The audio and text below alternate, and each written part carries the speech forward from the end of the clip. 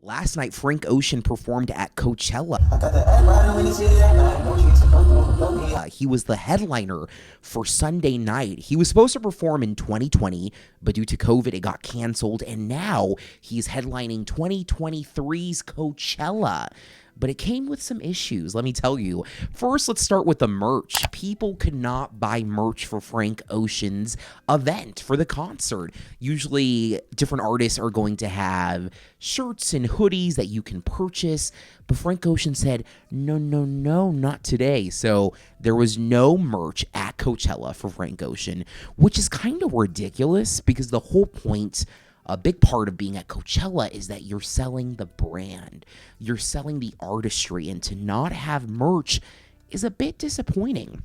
We then go into the live stream being canceled, and I made a video last night really breaking down the situation, but long story short, Frank decided to no longer have the live stream. So all the fans that had been waiting days, weeks, super excited, well, we did not get to see Frank Ocean perform. I had to watch it on Instagram. I'll put the girl's Instagram. She had over 100,000 people on her Instagram watching it live, and the video was pretty good, honestly. It was great, but it was so disappointing to not being able to see Frank Ocean perform live on YouTube. We saw everybody else, Kali Uchis, Rosalia, Bad Bunny, Blackpink, but when it came down to my boy Frank Ocean said, no, not today. So when the concert started, it came with even more issues. Frank was an hour and a half late, which is insane. You know, we all can be late sometimes, and I'm okay with 10 minutes, maybe 15 minutes, but to be an hour and a half late when you've known all the variables of your performance, I'm going to say it, I think it's bullshit. I genuinely think it's bull, because you being late is impacting everybody here. You have thousands of people waiting for you. And for you to actively choose to just run on your own schedule, it's a bit unprofessional. It's a bit, I don't care. And I know Frank Ocean cares. So when he does things like being late, well, it comes at a price. And unfortunately, due to him being late, his set list was cut short. That's right. People paid $700 for a ticket to go to Coachella. Many people with Frank Ocean at the head of the people they wanted to see. And for you to pay that much money and not even get a full performance is a bit underwhelming and not okay. I would be very upset if I purchased a ticket knowing I'm going to go see Frank Ocean and he only performs an hour of a 2-hour set list. I would be so upset. I didn't even go to Coachella and I'm upset. Throughout the night, Frank performed and remixed 24 different songs, but out of that many, he only really sang half of them at that, if I'm being honest. Frank started the night performing Novocaine and then going on to Come On World, You Can't Go, and then doing Crack Rock, which is a pretty good start. He then led into Bad Religion, and the vocals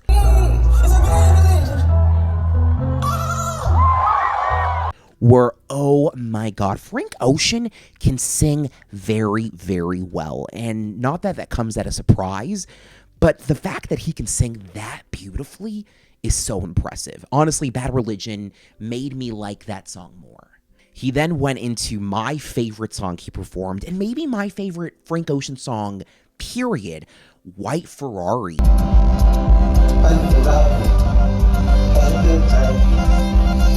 He gave it a really cool reinvention. He upgraded the song with a new arrangement, and it sounded amazing. The song was amazing, and I can't wait for it to go on streaming, maybe a SoundCloud, because I might almost like it more than the original, which usually does not happen. Frank then spoke about his brother, who passed away a couple years ago. I know he would have been so excited to be here with all of us, and I want to say thank you for the support and the ears. We all know someone we've lost, and in that moment, I really connected with him, and I felt for the guy, and it reminded me of love and how things sometimes don't last forever. Not sometimes, they don't last forever. And for me, that really humanized Frank in that moment. He then performed Pink and White, which is pretty good, going into Solo, a new version, and the beat added a nice texture.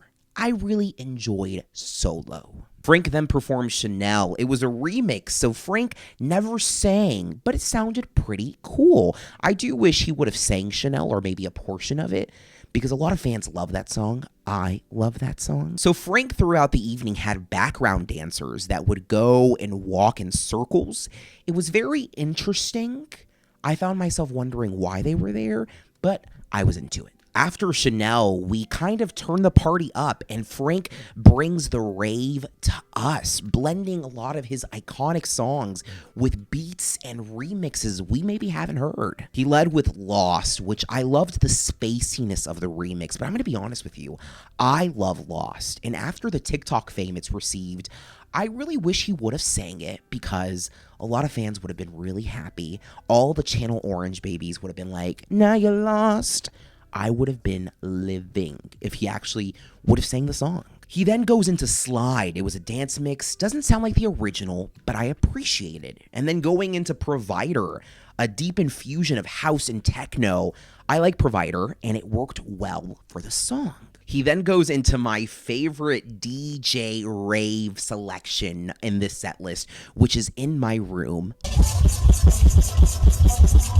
Great Frank Ocean song, and the way he mixed it, I was kind of into it. Frank Ocean then goes into No Church in the Wild and Pyramids. Now, this is where the Channel Orange girlies really lost it, because I know a lot of people who love Pyramids. Pyramids is their favorite song, so I know people were losing it. I really feel like he could have sung a little bit, right? He could have, done a little tune. After our little rave, Frank goes into really one of his saddest songs, Godspeed.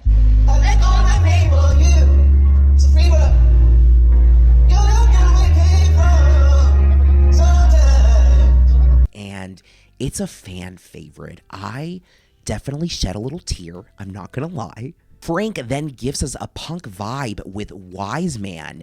It was interesting, not my favorite, but I respect it. We then go into Nightlife, Aretha Franklin cover. Frank had a young kid playing the piano. He was lip syncing while Frank was singing.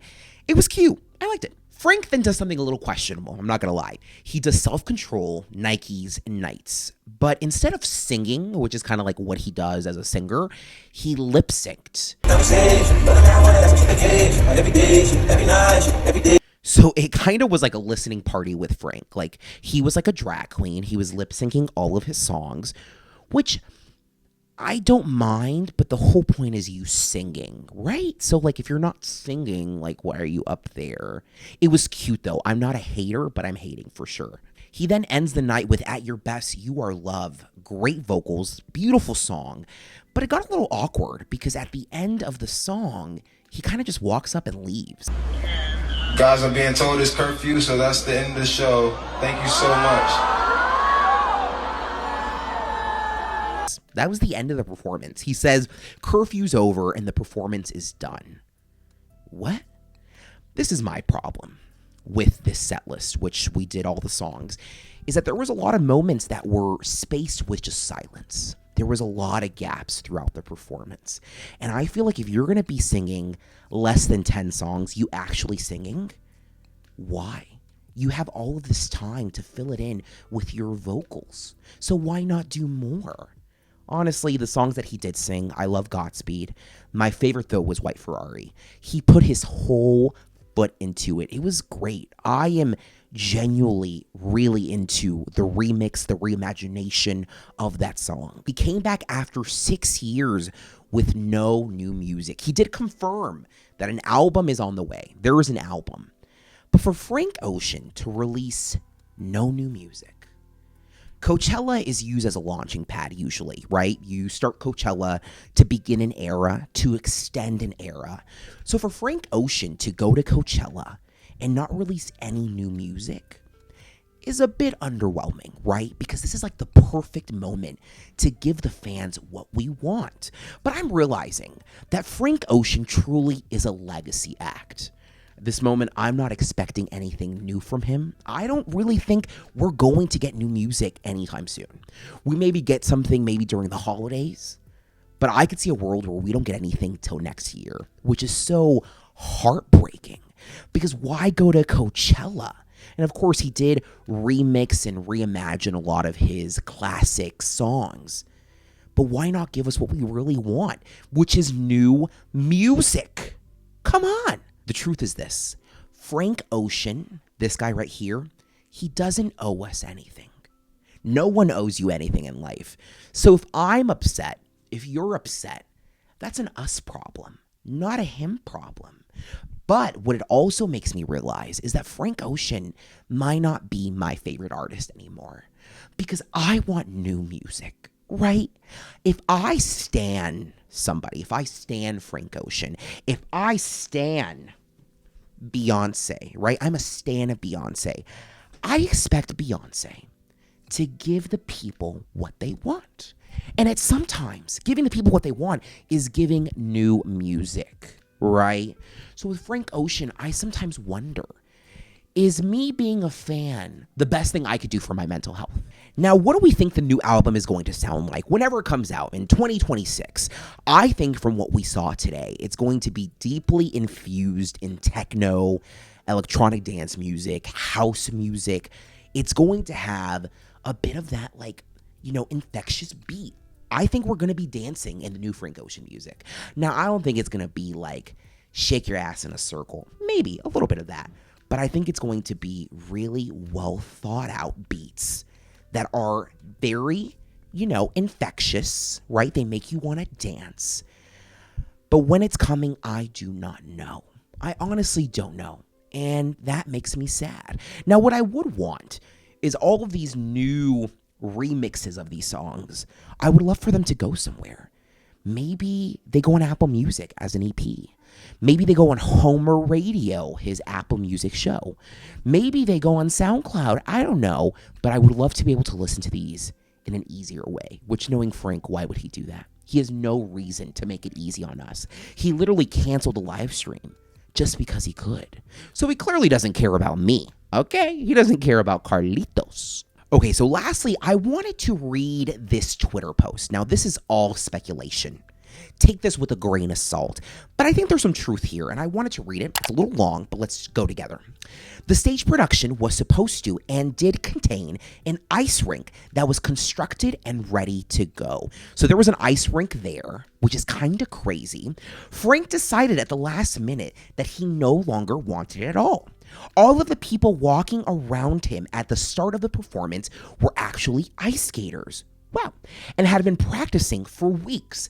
And we were supposed to be skating as a part of the production. That makes more sense because I'm going to tell you this. It was awkward. Every time they were walking, I was like, what are they doing? What's the why behind this? Now, Coachella had to deconstruct the approved stage that had been planned and signed off for months in advance. Plus, melt the entire ice rink and then set up how Frank decided with no warning. Maybe that's why he was an hour and a half late. Usually at Coachella, these kind of events, you can be a little late, but you're not going to be an hour and a half late. Way too long, which is what you ended up seeing and caused the hour-long delay. This all happened when the doors had already opened for Sunday and people were securing their spots to see him. If the last-minute changes weren't made, he wouldn't have performed at all, leaving the festival without a closing headliner if Frank Ocean would have canceled while he was at Coachella. I'm telling you, people would revolt. People would lose it. You'd see people like burning their Frank Ocean vinyls. I'm telling you, if I went to Coachella, if I flew from Texas all the way to Palm Springs, because I love Frank Ocean, to realize that he canceled same day, oh yeah, baby, this is getting burned. The tapestry would hit fire. I would lose it, okay? That is not okay at all. Frank also personally pulled the plug at the last second on the live stream, which left a very sour taste in people's mouths. The fact that he canceled the live stream when he did, it's a little silly. Now, I can understand that he remixed, reimagined, created new arrangements for a lot of songs. So in his brain, he's like, well, I don't want people to readily be able to hear these. Well, at that point, then don't perform them at Coachella. Give the people what you normally do, and let's call it a day, right? Like, if you are not able to be flexible, then don't do it. Ultimately, and I quote, it just doesn't seem like he wanted to be there, but was obligated to. Everything, including him, fell apart last minute. I believe that. It literally felt like it was falling apart. The lateness of the performance, the fact that it wasn't streamed, the fact that there was weird pauses throughout the performance, the fact that he was lip syncing. Like, you are a vocalist. You're one of the best vocalists in the game. Why are you playing games? Okay? Play stupid games, win stupid prizes. Lastly, it says, don't expect to see any coverage from the festival about the set. Something that is unprecedented in the history of Coachella.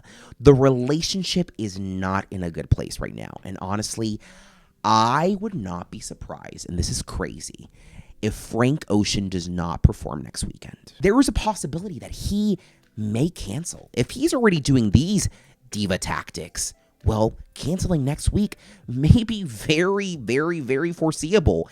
And that would be so sad. For him to do that, I'm not saying he is, but if he were, that would be insane.